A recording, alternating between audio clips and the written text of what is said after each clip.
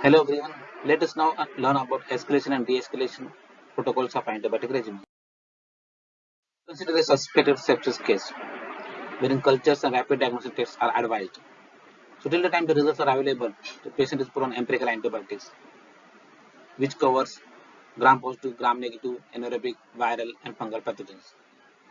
So when the culture results are available and the culture results are positive, so on the basis of culture sensitivity report, narrow spectrum of antibiotic coverage is provided to the patient. And if the cultures are negative, then limit the therapy. Pneumonia, if it is pneumonia, then discontinue anti-MRSA therapy if MRSA swabs are negative. In case of abdominal infection, limit antibiotic course to 4 days after source control. If the patient conditions are not improving, then do not de-escalate.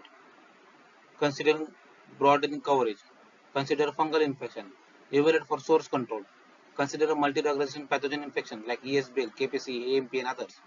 Consider double coverage for gram-negative infection if the patient condition is not improving. And if the patient condition is improving, then consider narrow spectrum coverage of antibiotics if the rapid diagnostic tests are negative and cultures are negative after 24 to 48 hours. Narrow coverage of antibiotics to mostly likely the source. Discontinue the antibiotic coverage if low probability of anaerobic infection.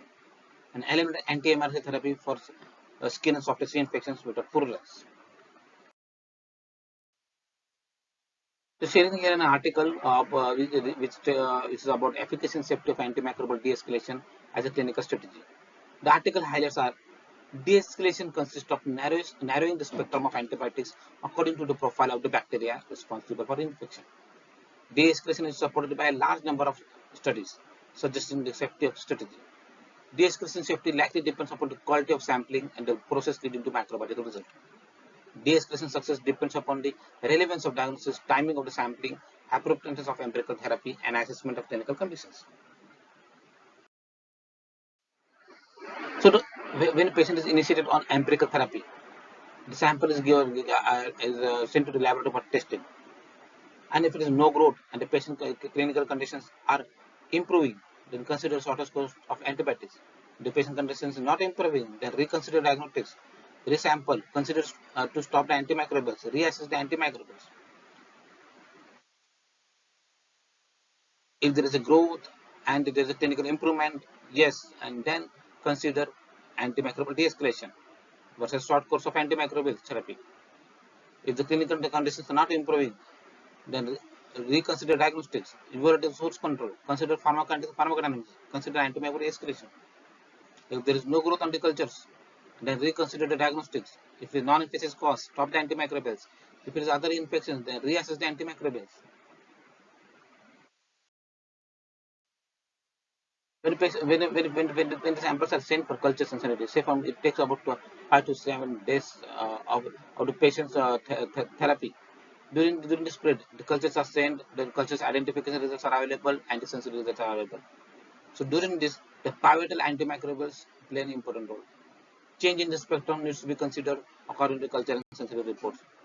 Companion antimicrobials could be antifungals, anti-MRSA, and anti-difficult to treat pathogens, a typical or intracellular targeted antibiotics, synergetic effect antibiotics, or antitoxin effect.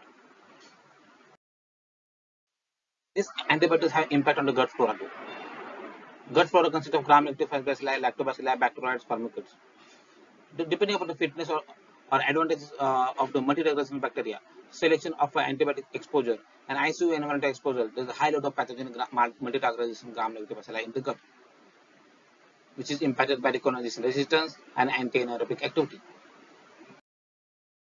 We're sharing here an article conclusion, which is about antimicrobial de-escalation in the ICU from recommendation to level of evidence. On the basis of the evidence, the conclusion was drawn as for infection for which treatment is expected to be short, that is 5 to 7 days, no benefit has been shown. Examples include pneumonia, uncomplicated peritonitis, and UTI. If susceptibility is known by day 3, whether the antibiotic should be changed is matter for discussion.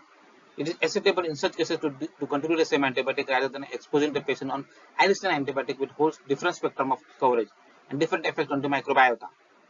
If prolonged antibiotic treatment is expected, that is more than 7 days, then antimicrobial de-escalation should be performed as early as possible. So the summary of the de-escalation protocol is that De-escalation should not be a key jerk reaction to sensitivity report. We have to take into consideration the pre-test probability of the diagnostic test or the isolated being the etiology, plus the clinical context in which the sample has been drawn. There might not be of much of an advantage in changing over to a different class of antibiotic in short duration. Appropriately done de-escalation has been proven to be very safer and effective under various clinical situations, including neutropenic fevers. Let us see about the MIC and the PKPD applications in multi-drug resistant organisms. You can refer to the article on MIC-based decisions are not simple in the Journal of Antimicrobial Chemotherapy for the best. When you get to know about the MIC-based dose adjustment facts and tips.